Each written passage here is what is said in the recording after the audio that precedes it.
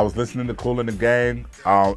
It was something that I was listening to and I was trying to sample, and I was saying to myself, the reason why these songs are locking the way they're locking is not necessarily that the track is actually on sequential quantize.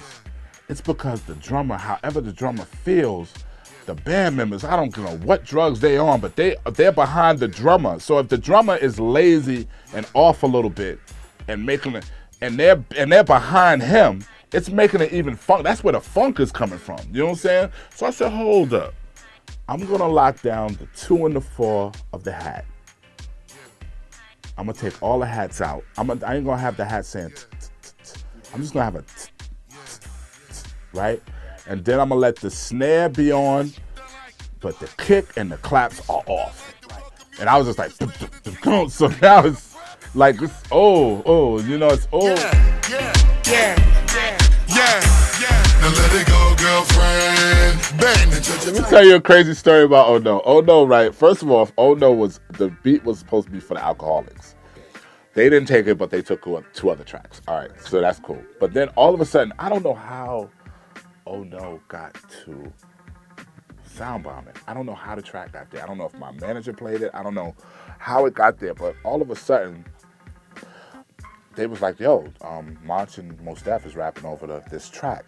And they played the track, and I was just like, wow, like, how did y'all get that track? You know what I'm saying? Because normally, you know, I know who got what, but I don't know how it got there. And then Monch, you know what I'm saying? Monch, a childhood friend from early Who Stole My Last Piece of Chicken, Organized Confusion days, you know what I'm saying? Watching them in that era, you know what I'm saying? When I wasn't doing nothing, but just trying to be around something, you know what I'm saying? But, so Monch and Mos Def is on it.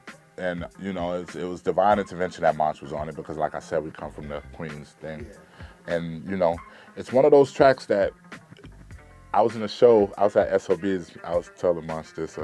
I was at SOB's and I was watching Monch perform. Monch had a whole show. And I'm saying to myself, dang, man, me and Monch never did a song together. I'm saying this in my head like, dang, man, that's crazy. I know this dude. And then me and him never had a song together. Then all of a sudden, Oh No comes on.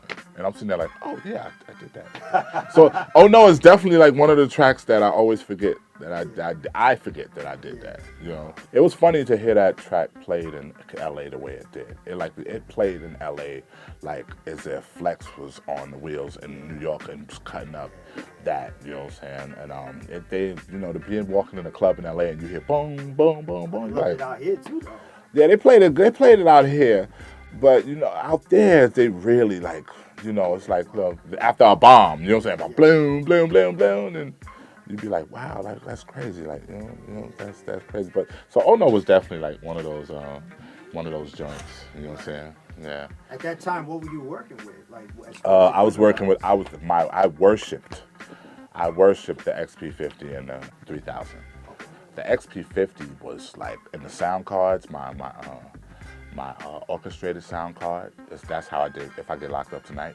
Yeah. I did the whole and beginning. That's another one I learned today too. Yeah, You did. I didn't know you yeah. did Red didn't know I did it neither. Like just this year I was playing If I Get Locked Up, and he was like, "Who did that?" I said, "Dude, I did that.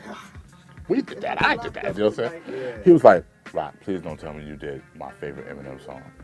I was like, it's a good thing that you didn't know I did because that's a great surprise that you, the person who put me on, didn't know I did that, you know, and he was just like, wow, man, I didn't know that. And he also he didn't know I did The Joint by Eric, by EPMD. Yeah, I did that with Eric Sermon. Okay. Yeah. The early part of me and Red's relationship, he always put me in the production setting. And he had me working in his attic. He had me working. So it was his work that was coming. You know what I'm saying? As a producer slash rapper slash producer, it was his work. And then he just threw me right into the program.